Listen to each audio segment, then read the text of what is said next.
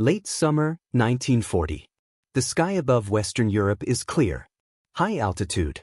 Thin cloud layers drifting like pale smoke across blue air. A German fighter pilot leans forward in his cockpit. Oxygen mask tight. Engine vibrations steady beneath his boots. Below him, the continent lies in pieces, France defeated, Britain burning, the Channel crossed by bombers and contrails. He has heard the stories. America, they say, is a nation of factories and farmers, of assembly lines and automobiles, of distance and delay. Not a military power, not an air power, not a nation that understands war. In Luftwaffe mess halls, the jokes circulate freely. Too slow, too soft, too divided, too far away. Across the Atlantic, the United States still flies peacetime production numbers. Small air fleets. Limited bomber groups. Modest training programs. Civilian industry untouched by total war. From Europe's skies, America looks like noise. Not a threat. Not a rival. Not even a factor. Just a distant industrial giant that has not yet woken. But history has a way of turning factories into weapons. And when American industry finally enters the war, it doesn't arrive quietly. It arrives as a presence in the sky. And once it begins, the air itself starts to change. And that transformation begins long before the first American bomb ever falls on Germany. In 1939, the war in Europe moves with terrifying speed. Poland collapses in weeks. France falls in 44 days. The German Luftwaffe dominates the skies with confidence sharpened by experience. This is a force built for movement. Tactical. Aggressive. Modern. German pilots are trained in combat conditions before the war even begins. Spain, 1936. The Condor Legion. Live targets. Real bombs. Real kills. By 1940, many Luftwaffe aircrews are already veterans. Their aircraft, the Messerschmitt Bf 109, the Ju 87 Stuka, the Heinkel He 111, are not experimental. They are proven. Air power is no longer support. It is the spear. In these early years, the Luftwaffe fights wars of momentum. It supports armored columns, shatters enemy airfields, and collapses resistance from above. The doctrine works. Poland's air force is destroyed on the ground. The French air force is overwhelmed. The skies become German-controlled territory. Across the Channel, Britain watches and adapts. Radar stations. Fighter command. The Battle of Britain becomes a warning that air superiority is not permanent. But even here, Germany believes it is fighting equals, not industrial inferiors. The United States exists outside this equation. In 1939 and 1940, America is not at war. Its military aviation is small by European standards. The U.S. Army Air Corps operates fewer than 3,000 aircraft. Many are trainers. Some are obsolete. Production lines run on peacetime logic, not survival urgency. American aircraft manufacturing is fragmented. Companies compete. Factories operate at civilian pace. Budgets reflect isolationism. Even as war spreads, Congress debates. The public resists entanglement. Memories of the First World War linger, unresolved and bitter. From Berlin's perspective, this matters. German intelligence reports on American aviation are dismissive. They note potential, steel capacity, automotive experience, raw materials, but see no immediate threat. Aircraft production figures remain modest. Training pipelines are slow. Doctrine appears undecided. In Luftwaffe culture, prestige belongs to the ace. Individual skill. Personal victories. Experience in the cockpit. Quantity is secondary. Mass production is unromantic.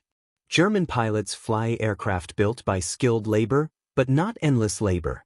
Aluminum is finite. Fuel is precious. Replacement airframes arrive steadily, but not overwhelmingly. The war they are fighting rewards speed, not volume. In contrast, the United States still thinks in distance. Two oceans. Defensive depth. Industrial latency. When war planners look outward, they imagine a long buildup, years, not months. Yet beneath this calm surface, Shifts are already underway. In 1940, President Franklin D. Roosevelt pushes rearmament without declaring war. The Two-Ocean Navy Act passes. Aircraft orders rise quietly. Training programs expand. New factories break ground in places far from coastlines. Detroit, Seattle, Southern California, Kansas. Automobile plants begin redesigning tooling for aircraft components. Engineers accustomed to chrome and steel start working with aluminum and rivets. Assembly line logic migrates into hangars. The numbers are still small. The change is still invisible. From 30,000 feet over Europe, nothing looks different. German pilots continue to fight limited skies against limited enemies. Losses matter. Veterans are preserved. Training is selective. Aircraft are valuable. No one yet imagines a sky where replacement planes arrive faster than they can be destroyed. No one yet imagines a war where the factory becomes as decisive as the fighter. But as Europe burns, America is quietly learning how to turn time into output. And once time runs out, production will no longer be theoretical. It will become unavoidable. Because the war does not wait forever. And when it finally crosses the Atlantic, it does not arrive as soldiers alone. By 1941, the distance between peace and war begins to collapse. The United States is still officially neutral, but neutrality no longer means inactivity. Lend-Lease flows outward in steel, trucks, aircraft, and fuel. Britain receives American-built planes even as American pilots remain grounded. Soviet factories begin to rely on American logistics before the Red Army ever meets the Luftwaffe in the East. Behind the scenes, the U.S. government rewires itself for production. The War Production Board restructures industrial priorities. Raw materials are allocated centrally. Civilian manufacturing contracts are rewritten. Automotive companies that once competed for market share now compete for output quotas. This is not improvisation. It is scale thinking. Henry Ford's Willow Run plant is planned with a single purpose: mass production of heavy bombers. The B-24 Liberator is chosen not because it is elegant, but because it can be built fast. Its straight wings, modular design, and tolerances allow for assembly line repetition. The logic is brutal. Speed over beauty. Replacement over preservation. Training follows the same pattern. The U.S. Army Air Forces expand pilot training at unprecedented rates. Thousands of young men pass through primary, basic, and advanced flight schools. Attrition is accepted. Accidents are expected. Experience is no longer cultivated slowly, it is generated industrially. In Europe, this philosophy is alien. The Luftwaffe trains pilots carefully and expensively. Flight hours are precious. Fuel is conserved. Veteran pilots fly repeated missions. Losses are irreplaceable because time cannot be manufactured. The Americans believe the opposite.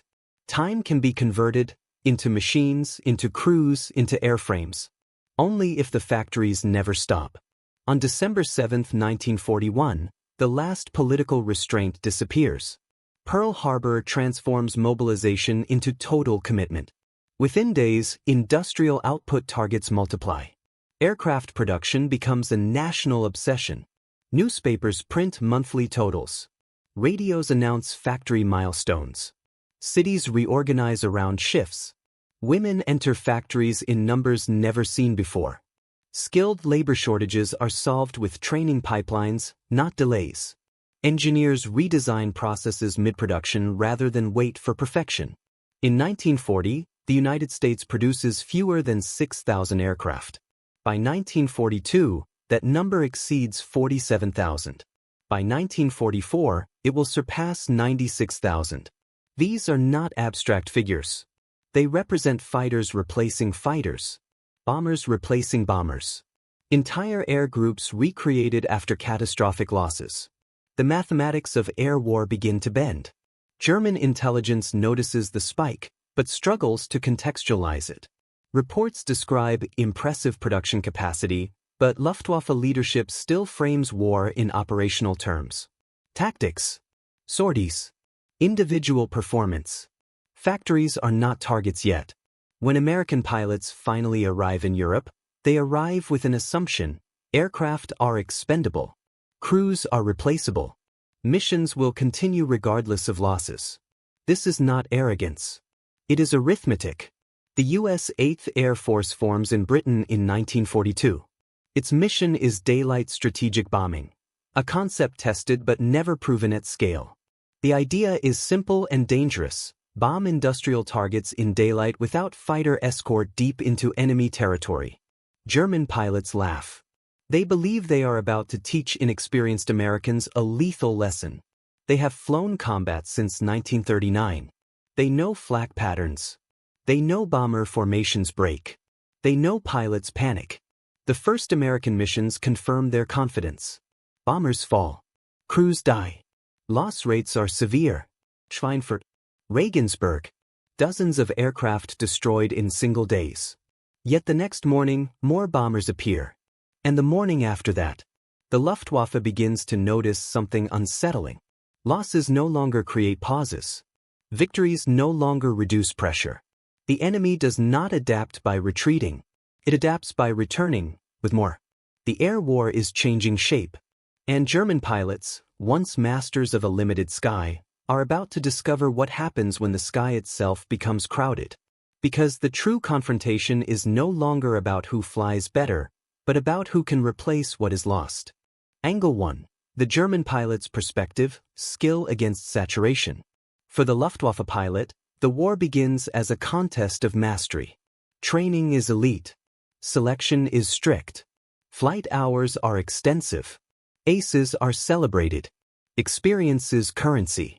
Survival means learning faster than the enemy. In 1940 and 1941, this model works. German pilots dominate smaller air forces. Losses are manageable. Veteran flyers return mission after mission, sharpening instinct and confidence. Then the Americans arrive. At first, they are predictable. Tight bomber formations. Limited escort range. Rigid doctrine. German fighters carve through the edges. Victory tallies rise. But something is off. The bombers do not thin out. A pilot downs 2 B-17s in one mission. Another claims 3. Yet the following week, the formations are larger. The escorts are heavier. The sky looks busier than before. Experience, once decisive, starts to feel diluted. Skill still matters, but it no longer determines the scale of the battle. There are too many targets. Too many contrails. Too little fuel. The Luftwaffe pilot begins flying more missions with less rest. Replacements arrive with fewer hours. Training programs shrink. Veterans are not rotated out. They are flown until they are killed. The sky stops being a battlefield. It becomes a conveyor belt. Angle 2. The American industrial perspective: war as output. In the United States, war is not visualized in dogfights. It is visualized in charts. Production schedules. Monthly targets. Yield rates. Scrap reduction. Assembly time per airframe. Factories run 24 hours a day. Shifts rotate. Output is measured in minutes saved, rivets standardized, components pre-fitted.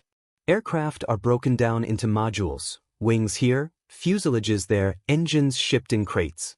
An airplane is no longer a craft. It is a unit. This mindset allows mistakes to be corrected at scale. If a design flaw is found, the next 1,000 planes are adjusted. If a bomber is lost, the replacement already exists. American industry does not fear loss. It plans for it. This logic bleeds into strategy. Air planners accept casualty rates that would have crippled European air forces earlier in the war. They calculate sustainability, not survival. The sky is no longer something to be won carefully. It is something to be occupied relentlessly. Angle 3. Technology as a force multiplier. German pilots rely on superior early war aircraft performance. The Bf-109 climbs fast. Cannons hit hard. Interceptors strike with precision. American bombers rely on something else: formation density, mutual fire, redundancy. The B-17 Flying Fortress is not invincible, but it is resilient. Self-sealing fuel tanks. Multiple gun positions. structural tolerance that allows aircraft to return riddled with holes. Later comes the escort revolution. The P-47 Thunderbolt absorbs punishment. The P-51 Mustang extends reach. With long-range escort, bombers stop being isolated targets. German fighters are engaged before and after attacks. The attrition flips direction. Technology here is not about superiority, it is about endurance. And endurance favors those who can build more. Angle 4. Leadership and Doctrine, Two Ways of Fighting Air War.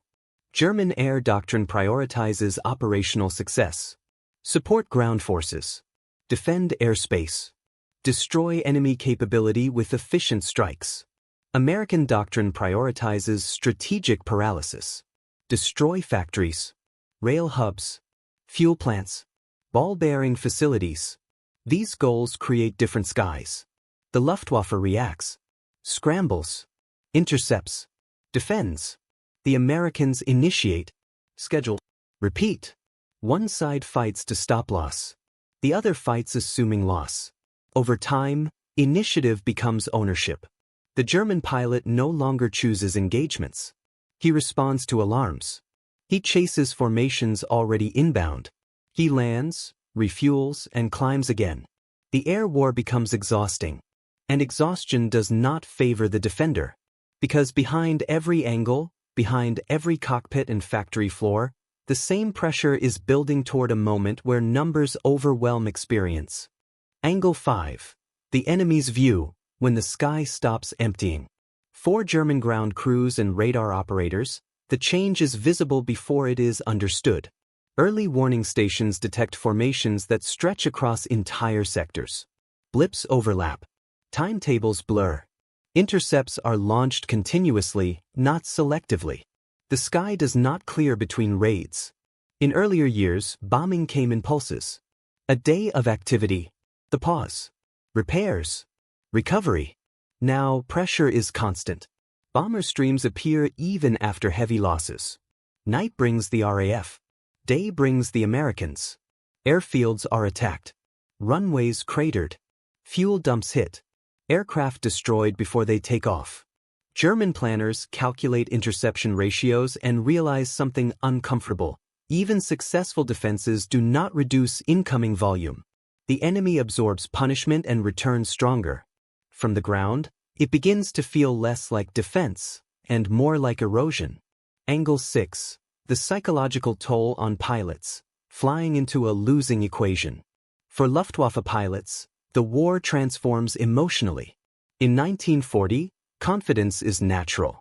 By 1943, survival is statistical. Sortie rates increase. Rest decreases. Replacement pilots arrive younger and less trained.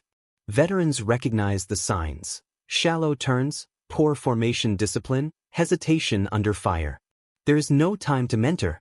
Missions become routine exposure to danger rather than decisive moments. A pilot may down a bomber in the morning and be dead by afternoon. Victory feels temporary. Loss feels cumulative. Meanwhile, American pilots rotate home after tours. Crews are replaced. Squadrons are rebuilt. German pilots are not. The realization sinks in slowly. Experience no longer guarantees longevity. It only delays the inevitable.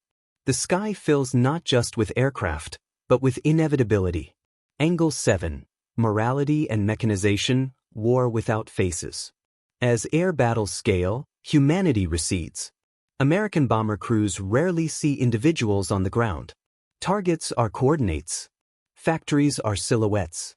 Fires bloom far below. German pilots engage formations, not faces. Hundreds of aircraft merge into patterns. Kills become numbers on reports. The industrial nature of the war removes intimacy. This is not personal combat. It is mechanical attrition. Morality is not absent, but it is overwhelmed by process. Each side believes in necessity. Each side believes the other can endure more. But only one side truly can. Angle 8. The strategic trap, defending everything. By late 1943, Germany must defend everywhere. Factories, rail lines, cities, fuel plants, training bases, Aircraft are pulled from offensive roles to intercept bombers. Pilot training is shortened to meet demand.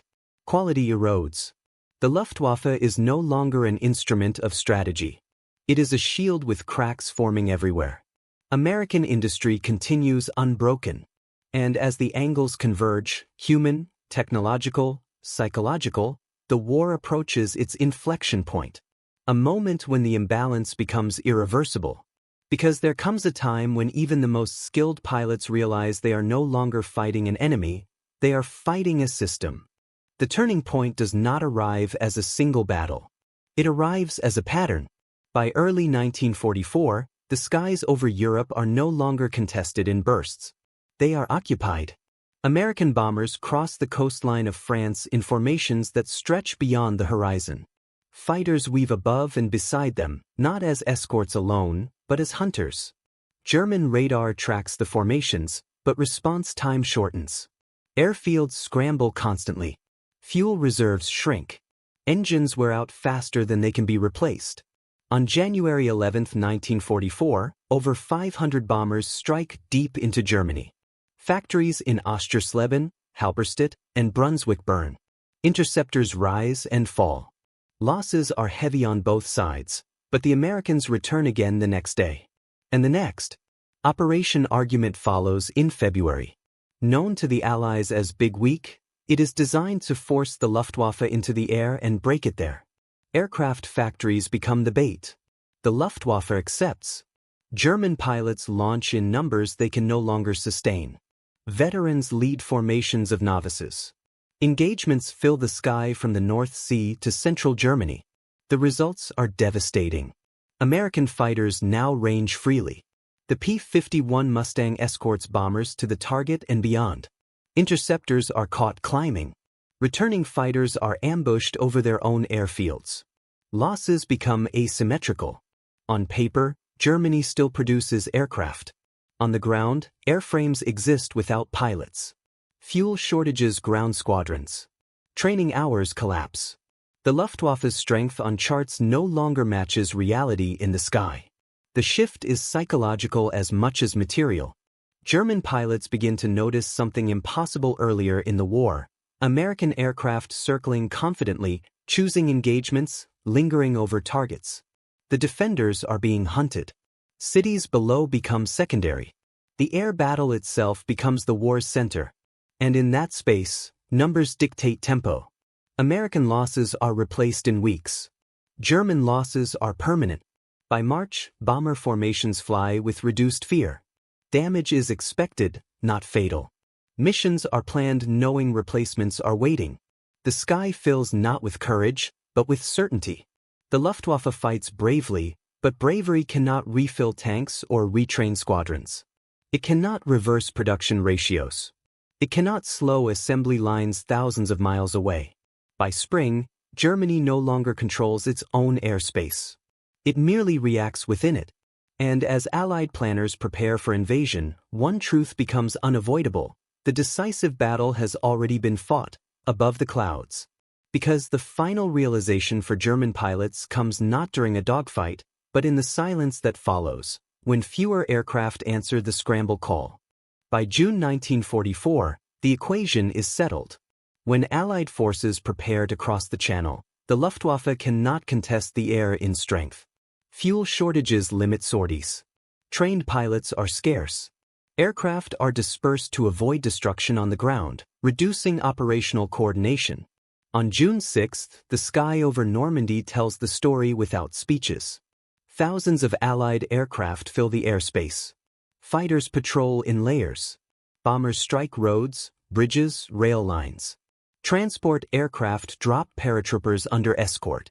Reconnaissance planes roam freely. German fighters appear sporadically, not because pilots refuse to fly, but because the system can no longer support sustained resistance. For the first time in the war, German pilots look up and see a sky that belongs to someone else. American industry is now physically present above the battlefield. Each aircraft represents not just a crew, but a logistical shadow stretching back across the Atlantic. Factories, ports, training bases, fuel refineries, and shipping lanes. This depth is untouchable. Even successful German interceptions change nothing. A few aircraft destroyed do not thin the sky. They barely register. Pilots understand the truth before their commanders announce it. There are no pauses between raids. No windows of relief. Night and day blend into continuous pressure. The air war no longer has rhythm, only persistence. By late summer, the Luftwaffe is fractured. Units operate independently. Coordination suffers. Morale collapses unevenly. Some pilots fight until the end. Others conserve fuel and avoid combat when possible. The laughter from earlier years is gone. There is no mockery left for American industry. Only resignation. The war has outgrown individual skill. It has outgrown tactical brilliance. It has become a contest of systems, and one system is inexhaustible. As Germany retreats on the ground, the sky remains crowded with Allied aircraft. Columns move only at night.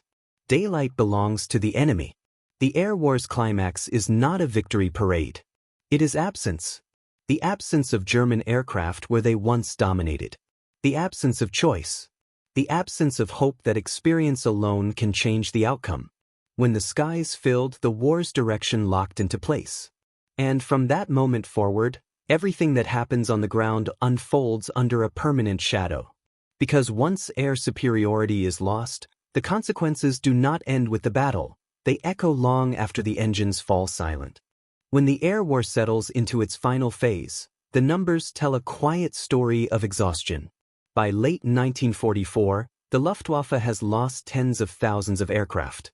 More devastating than the machines is the loss of trained aircrews. Germany cannot replace experience at the rate it is destroyed. Training programs shrink to weeks. Flight hours are cut. Young pilots enter combat barely prepared to survive their first engagement. Fuel becomes the final constraint. Synthetic fuel plants, already strained, are systematically targeted by Allied bombers.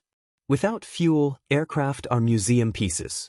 Units exist on paper but cannot fly. Pilots are grounded not by fear, but by arithmetic. The United States, by contrast, continues to expand. Aircraft production peaks even as victory approaches.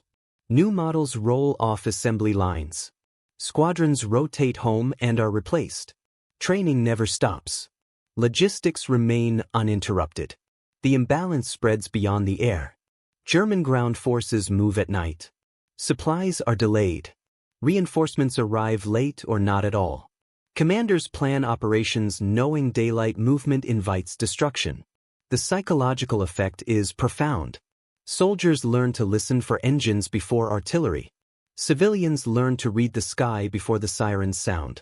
The presence of Allied aircraft becomes constant, a background condition of existence. For American airmen, survival remains uncertain, but the war feels directional. Losses are mourned, but missions continue. Replacement crews arrive knowing the system behind them will not fail. Strategically, the consequences are irreversible. Allied forces advance with aerial cover everywhere. Bridges are destroyed ahead of retreats. Rail lines are severed faster than they can be repaired. Communication fractures. German leadership acknowledges the reality privately. Publicly, optimism persists. Secret weapons are promised. Jets appear, too few, too late, without fuel or pilots to matter. The war ends not with a final aerial duel, but with silence from one side of the sky. The Luftwaffe, once the symbol of modern warfare, is reduced to scattered flights and desperate improvisation. And as cities fall and armies surrender, the lesson becomes impossible to ignore. Air power did not fail Germany because of inferior courage or intelligence. It failed because courage cannot compensate for attrition when replacement is impossible. The factories that once seemed irrelevant have decided the war. And as the dust settles over Europe, the aftermath extends beyond ruins and wreckage, into how future wars will be imagined, planned, and fought. Continue to Aftermath, Section 2. After Germany's surrender in May 1945, the skies over Europe fall quiet. Wrecked airfields remain scattered across the continent. Burned out hangars. Abandoned aircraft. Training bases never completed. The physical remnants of an air force that ran out of time. Post-war assessments confirm what pilots had already understood in combat. The Luftwaffe was not defeated solely in the air. It was defeated in the factory. German aircraft production increases late in the war, but without fuel, pilots, or time, numbers alone cannot reverse decline. Jet technology arrives ahead of infrastructure. Tactical brilliance is stranded without strategic depth. American planners study the outcome carefully. They note that air superiority is not just about winning battles. It is about sustaining presence, continuous pressure, replacement without pause, the ability to absorb losses without changing tempo. This becomes doctrine. Post-war air forces prioritize logistics, training pipelines, and industrial partnerships. Aircraft are designed with maintainability in mind. Production scalability becomes a strategic requirement, not an afterthought. For Germany, the lesson is harsher. The ace culture that once defined prestige is re-evaluated. Individual excellence, while valuable, is insufficient without systemic resilience. War has expanded beyond heroism. For the men who flew, the reckoning is personal. German veterans describe a war that slipped away gradually. Not lost in a single battle, but drained over months of flying against an enemy that never stopped arriving. American veterans remember the noise, the endless engines, the constant missions, the feeling that the sky was always full. Both remember the cost. The air war over Europe reshapes military thinking worldwide. Airspace becomes recognized as a domain that must be controlled absolutely. Partial superiority is no longer enough. Dominance is required. And dominance, history shows, is manufactured. As the world rebuilds, factories that once produced bombers return to civilian goods. The assembly lines fall silent. But the lesson remains embedded in doctrine, policy, and planning. When the next war comes, and it will, leaders will remember what filled the skies in 1944. Not bravery alone, but production, logistics, and time. And in the quiet that follows the last engine's echo, history leaves us with a final question, not about who flew better, but about what modern war has truly become. The skies over Europe are empty now. Where contrails once crossed endlessly, there is only weather. Silence. It is difficult to imagine that this space was once the most crowded battlefield in human history. But in that crowded sky, something fundamental changed. For centuries, war had rewarded individual mastery. The skilled swordsman, the gifted marksman, the daring pilot. In the early years of the Second World War, German aviators embodied that tradition, trained, confident, and lethal. They were not wrong to trust their skill. What they underestimated was scale. American industry did not seek to outfly its enemy. It sought to outlast him. It transformed distance into insulation, factories into weapons, and time into an ally. It accepted loss as a constant and planned accordingly. In doing so, it changed what air power meant. The sky became a space that could be filled. Once that happened, superiority stopped being a momentary advantage. It became a permanent condition, one that shaped every decision on the ground, every movement at sea, every calculation of survival. German pilots stopped laughing not because they feared American courage, but because they recognized American inevitability. They were fighting something that could not be exhausted. The lesson is uncomfortable. Modern war is not decided by brilliance alone. It is decided by systems that endure stress longer than human beings can. Factories, logistics, training pipelines, these become the unseen front lines. Yet beneath the machinery, the human cost remains unchanged. Every aircraft still carried lives. Every mission still carried fear. And every filled sky was built on loss. History remembers the moment when the laughter stopped. Not as a triumph of one nation over another, but as the moment warfare crossed a threshold where industry and airspace fused into something new. And once the skies filled, they would never empty the same way again.